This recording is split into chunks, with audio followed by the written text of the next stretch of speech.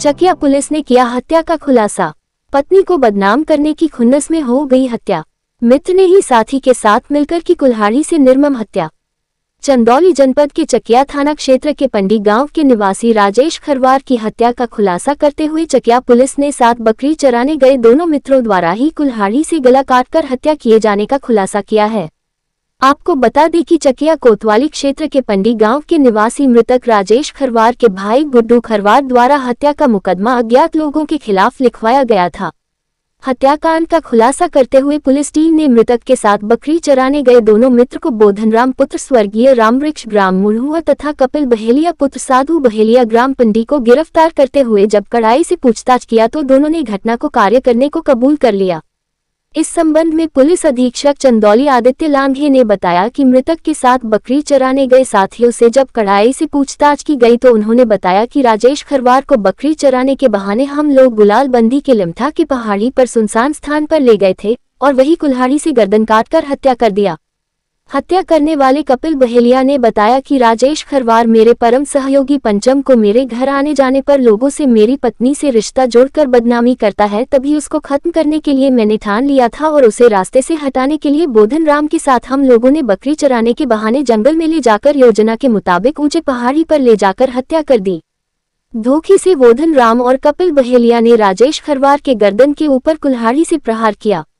राजेश खरवार के जमीन पर गिरने के बाद कपिल ने उसके शरीर के ऊपर चढ़कर बोला कि अब तुम्हारी कहानी समाप्त कर दिया हूँ, तुम मेरी बहुत बदनामी कर रहे थे। उसके बाद राजेश खरवार ने दम तोड़ दिया।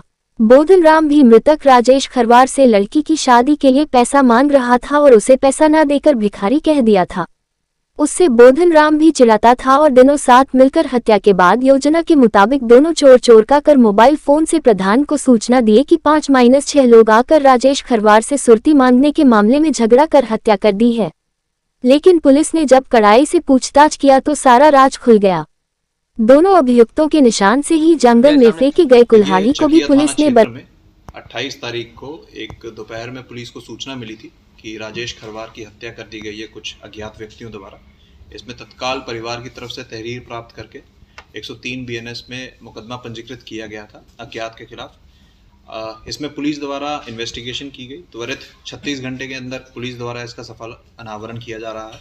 इसमें जिन व्यक्तियों द्वारा जो सूचना दी गई थी कि इसकी हत्या की गई है, जिनका नाम बोधन राम है और कपिल, ये लोग साथ में गए थे राजेश के साथ में जो मृतक है। इन व्यक्तियों को पहले से इसके साथ में राजेश के साथ में दोनों की आपसी रंजिश चल रही थी।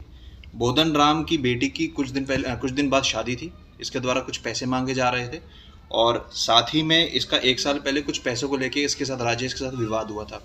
दूसरा कपिल जो है, कपिल का भी झगड़ा चल रहा था, जिसमें कपिल का कहना है कि राजेश द्वारा उसकी पत्नी को बदनाम किया जा रहा था गाँव में, उसके बारे में कुछ गलत अफवाहें फैलाई जा रही थी। तो इन दोनों ने आपस में पहले प्लानिंग करी कि उसको कैसे मारना है।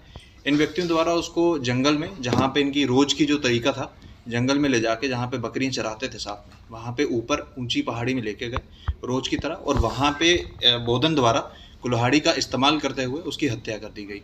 दोनों की प्लानिंग थी। इसके बाद में कैसे बचना है उसके लिए इन्होंने फिर एक गलत कहानी गढ़ी, जिसमें इनके द्वारा बताया गया कि कुछ अज्ञात लोग आए, उनके द्वारा बकरी चुराने का प्रयास किया गया और उनको मार के चले गए। इसमें जब पुलिस द्वारा इनको गहनता से अच्छे से पूछताछ की गई तो इनके द्वारा घटना को कबूला गया और जो कारण है मृत्यु का उनके द्वारा बताया गया।